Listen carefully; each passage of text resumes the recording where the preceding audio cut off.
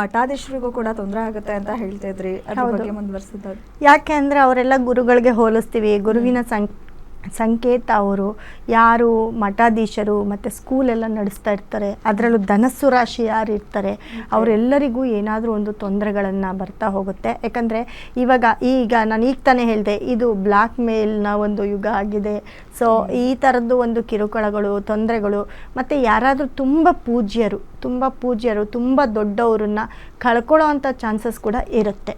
ಈ ಒಂದು 4-5 ತಿಂಗಳಲ್ಲಿ ತುಂಬ ಅಂಥವ್ರನ್ನ ಕೂಡ ಕಳ್ಕೊಳ್ಳೋ ಅಂಥ ಚಾನ್ಸಸ್ ಇರುತ್ತೆ. ಸೊ ಅದನ್ನು ಕೂಡ ಯಾಕಂದರೆ ಆವಾಗಲಿಂದ ಹೇಳ್ತಾ ಬಂದೆ, ಈ ಹಿರಿಯರು ಮತ್ತು ಈ ಧನಸ್ಸು ರಾಶಿಗೆ ಮುಖ್ಯವಾಗಿ ಶನಿ ದೃಷ್ಟಿ 10ನೇ ದೃಷ್ಟಿ ಕೂಡ ಬೀಳೋದ್ರಿಂದ ಅವರು ಧನಸ್ಸು ರಾಶಿಯವರು ಗುರುವಿನ ಬಲ ಇಲ್ಲ, ಗುರು 8ನೇ ಮನೇಲಿರೋದ್ರಿಂದ ಈ ಫಾರಿನಲ್ಲೆಲ್ಲ ಯಾರೆಲ್ಲ ಕೆಲಸ ಮಾಡ್ತಿರ್ತೀರ ಅವರು ಕೂಡ ಕೆಲಸವನ್ನು ಕಳ್ಕೊಂಡು ಬರುವಂಥ ಚಾನ್ಸಸ್ ಅತಿ ಹೆಚ್ಚಿರುತ್ತೆ. ಜೊತೆಗೆ ಇಲ್ಲೂ ಕೂಡ ಕೆಲಸ ಮಾಡ್ತಾ ಇರ್ತೀರ, ಕೆಲಸದಲ್ಲಿ ಕಿರುಕುಳ ಆಗೋವಂಥದ್ದು, ಕೆಲಸದಲ್ಲಿ ಎಲ್ಲೋ ಒಂದು ಕಡೆ ಕಾಂಟ್ರವರ್ಸಿ ಆಗೋದು, ಸ್ಟೇಷನ್ನು, ಕೋರ್ಟು, ಪೊಲೀಸ್ ಸ್ಟೇಷನ್ಗೆ ಇದು ಮಾಡೋದು, ಇದೆಲ್ಲವೂ ಕೂಡ ರಾಮಾಯಣಗಳು ಆಗ್ತಾ ಇರುತ್ತೆ. ಹಾಗಾಗಿ ಯಾಕೆ ಅಂತಂದರೆ ಮೊದಲಿಗೆ, ಯಾಕಂದರೆ ಮುಂಚೆನೇ ನಾವು ಹೇಳಿದಾಗ ಇದಕ್ಕೆ ಪರಿಹಾರವನ್ನು ನೀವು ಮಾಡ್ಕೊಳ್ಬೇಕಾಗುತ್ತೆ.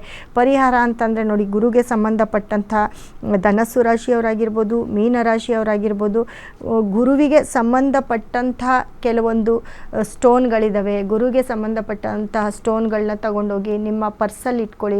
ಡೈಲಿ ಕೆಲಸಕ್ಕೆ ಹೋಗೋರು ಕೈಯಲ್ಲಿ ಬ್ರೇಸ್ಲೆಟನ್ನು ಯೂಸ್ ಮಾಡಿ, ಮತ್ತು ನಿಮ್ಮ ಪರ್ಸಲ್ಲಿ ಸ್ಟೋನ್ ಯೂಸ್ ಮಾಡಿ.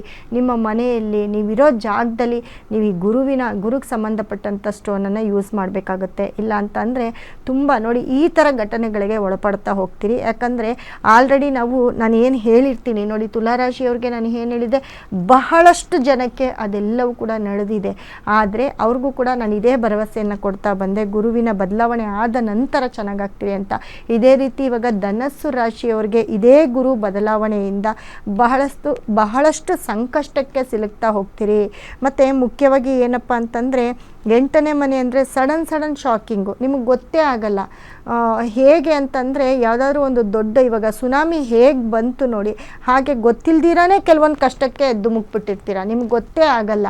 ಆ ಥರ ಸಂಕಷ್ಟದಲ್ಲಿ ಸಿಲ್ಕಾಕೊಂಡಿರ್ತೀರ. ಅದರಿಂದ ಹೊರಗಡೆ ಬರಬೇಕು ಅಂದರೆ ನಿಮಗೆ ಅದಕ್ಕೋಸ್ಕರ ಇನ್ನೊಂದು 10 ವರ್ಷದ ಒಂದು ಶ್ರಮ ಏನಿದೆ, ಇನ್ನು 10 ವರ್ಷ, ಮುಂದಿನ 10 ವರ್ಷ ನೀವು ಬಾಳ್ಬೇಕಾಗಿರುವಂಥ ಶ್ರಮನ ಎಲ್ಲವನ್ನೂ ಇಲ್ಲೇ ನೋಡ್ಬಿಡ್ತೀರ. ಹಾಗಾಗಿ ಖಂಡಿತವಾಗ್ಲೂ ಹೇಳ್ತೀನಿ, ಧನಸ್ಸು ರಾಶಿಯವರು, ಅದರಲ್ಲೂ ಮೂಲ ನಕ್ಷತ್ರ, ಪೂರ್ವಾಷಾಢ ನಕ್ಷತ್ರದವರು ಬಹಳಷ್ಟು ಕೇರ್ಫುಲ್ಲಾಗಿರಬೇಕಾಗತ್ತೆ.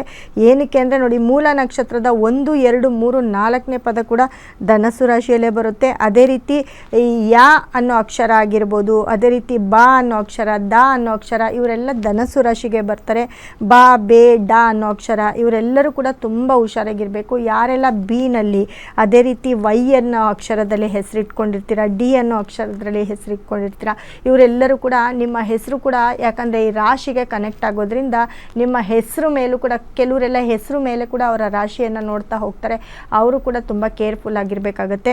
ಮೂಲ ನಕ್ಷತ್ರದ 4 ಪಾದಗಳು, ಅದೇ ರೀತಿ ಪೂರ್ವಾಷಾಢ ನಕ್ಷತ್ರದ 1, 2, 3, 4 ಪಾದಗಳು, ಅದೇ ರೀತಿ ಉತ್ತರಾಷಾಢ ನಕ್ಷತ್ರದ 1ನೇ ಪಾದದವರು, ಇವರೆಲ್ಲರೂ ಕೂಡ ತುಂಬ ಕೇರ್ಫುಲ್ ಆಗಿರಬೇಕಾಗತ್ತೆ.